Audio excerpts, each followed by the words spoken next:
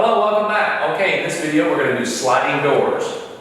Yes, sliding doors, just like that. And we're going to start with the right to right hand position. Now, if you get to that position, again, you can do belt loop, ribbon if you like. Go back to look at those videos. And we start with the right to right hand hold. Now, this does change your rhythm a little bit, meaning that we're going to take a triple out. All right, again, for more details on all this, go to your private lesson style videos.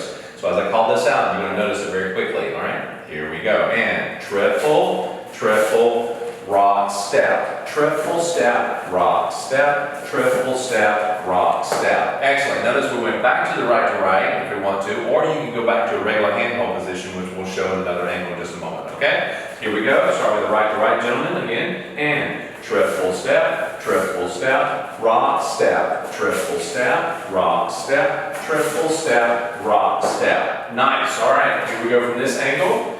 So we're going to start with the right to right, and triple step, rock, step, triple step, rock, step, triple step, rock, step. Excellent. Now you see I went to a regular position, or I can reach over, handshake position. Yes? Here we go again.